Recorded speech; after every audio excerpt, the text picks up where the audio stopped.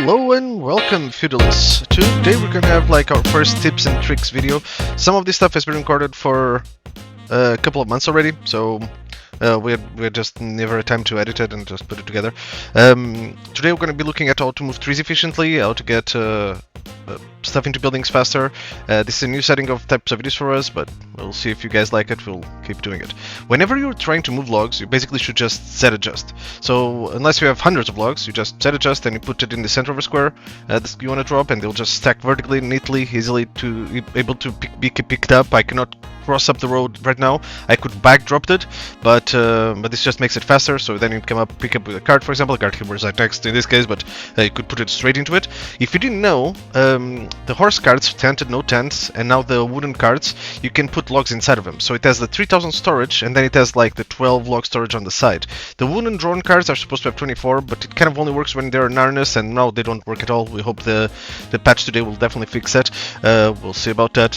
Whenever you're moving logs or working with trees, you want to have your default interaction with them to be infinite. So by default, these have the +1 there on the right hand side. You can left click it to make it infinite. So if you have the +1, you just take one of it.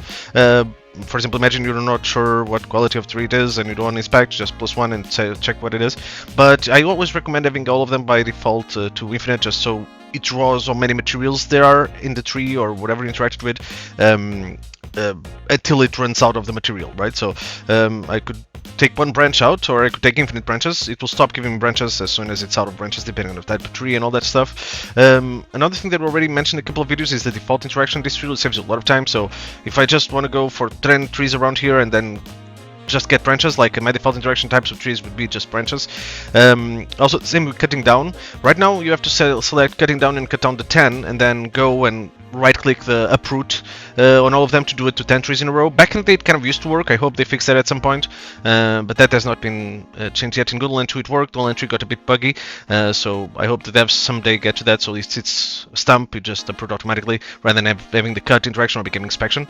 One other thing, change the opacity in your boxes. So upper right corner you can change the opacity. This will allow you to see enemies behind these boxes. So if you're in an aggressive area with warehouses or carts, adjust that opacity a little bit lower than 100. For them, it's the upper right thingy, on the corner of the box.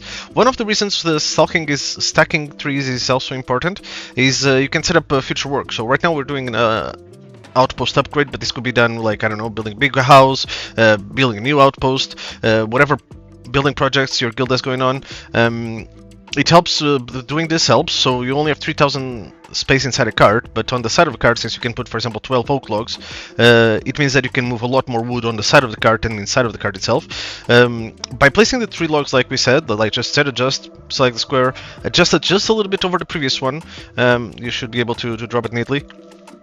One of the things that does happen when you're trying to place stuff is that you can only place stuff until a certain ceiling from the ground level. So if you're trying to place seed ladders or stuff like that, you have to be careful with that, or you're not going to be able to drop it after a certain height. But besides that, for blocks it works beautifully. You can stack the 6 and 6. You can actually go to 7 or 8 depending on how neatly you kind of stack them together. But just adjust them a little bit and it should be good. We already mentioned this in our Smiths video back in the day. So this would be, you can look into a building, then without moving AWSD keys, don't forget eat your food, but without moving basically without moving your feet, just look into the building itself, move it a bit to the side so you can see what we interacted with, and have the saw building log automatically default. So what this does, especially if you have small bags, for example if you're a fighter and you're trying to build an outpost at a warfront, you can wait for 1 2 logs to be cut and put them straight into the building itself. Then you have the mate with the authority building them up. So I moved the window a bit so I could see the log in front of me, but this works quite nicely, and you just have to control click, left click them into the building, and it'll save a lot of time. This is a new format of videos for us. Like if you guys want to see more tips and tricks, definitely let me know, and we'll be posting more of those if you guys are interested. If it's not that useful for you, we'll just keep focusing on the big PvE, PV nulls, and potentially some PvP videos to come soon as IB is open. Besides that, just like and subscribe, and if you have any questions, drop it in the comments below. X out. See you next time.